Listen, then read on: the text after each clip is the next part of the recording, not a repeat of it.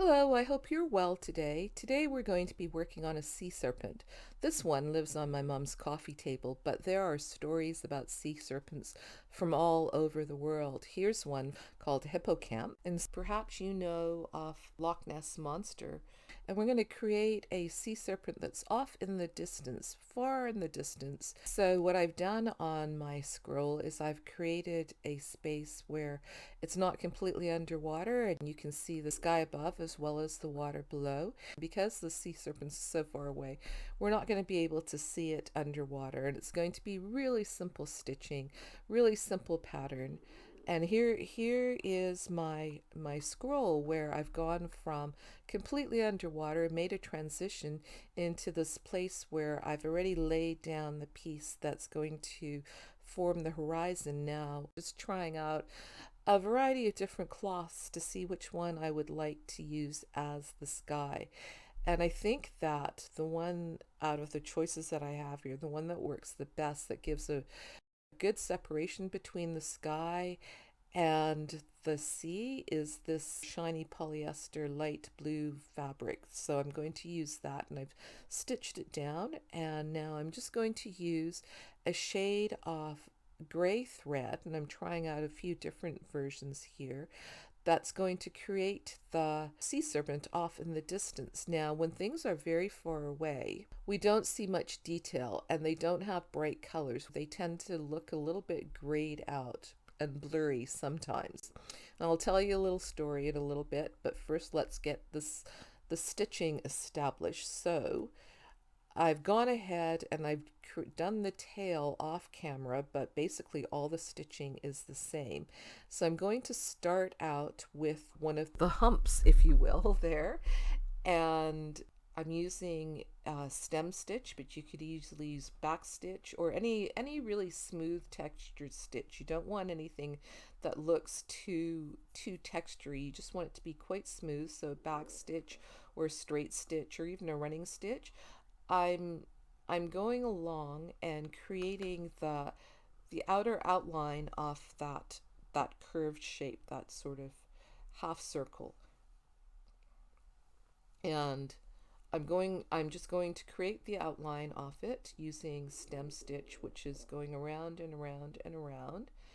And I don't want this shape to be very detailed. I want it to be fairly smooth textured, so I don't want a lot of lumps and bumps in it.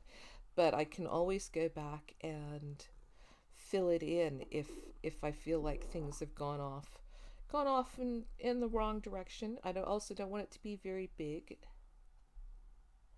So once I've got the top part of that shape in place there, that semicircle there, I'm going in and creating the inside curve as well. You can see that this hump or this curve of the creature is coming out of the water, and you can see some of the sky in behind it, underneath it as well. So once I've got those two lines marked in, and you could, if you like, do that in pen and then follow along.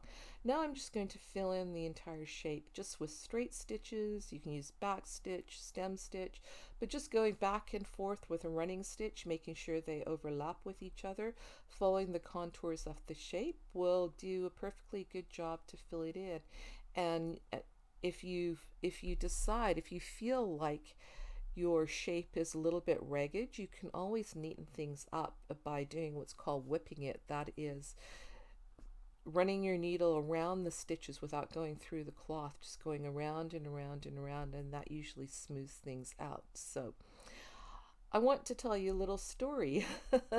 When my family first moved to Canada, we moved to an area called the Okanagan Valley, which is on the shore of a lake called the Okanagan Lake.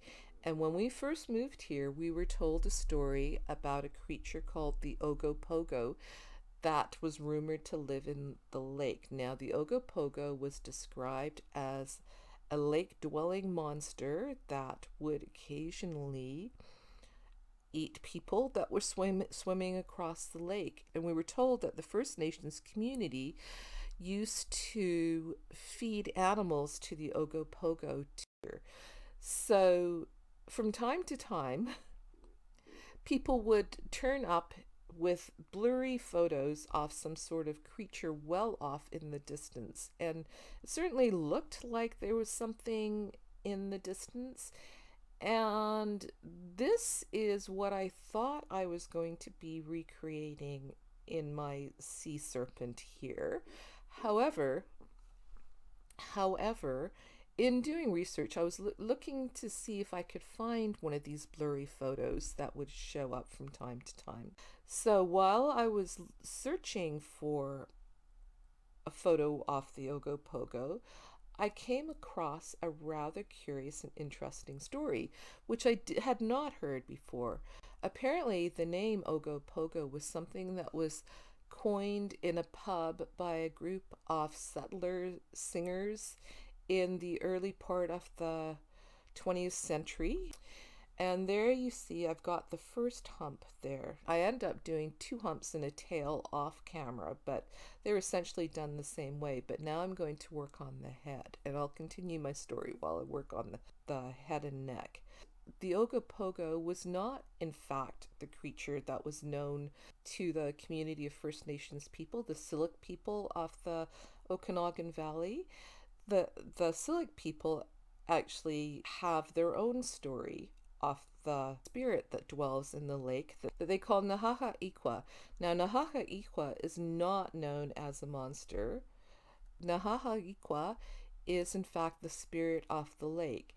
And as part of their understanding of the spirit of the lake, which is an important part of existence as human beings, they would provide offerings that were misinterpreted by the settlers as them feeding this monster that lived in the lakes. So I feel like this creature that's so far off in the distance makes a lot of sense, that it's not very clear, that the stories have been misunderstood and misinterpreted, but they're still there off in the distance. And if we look for them, we can find the real stories.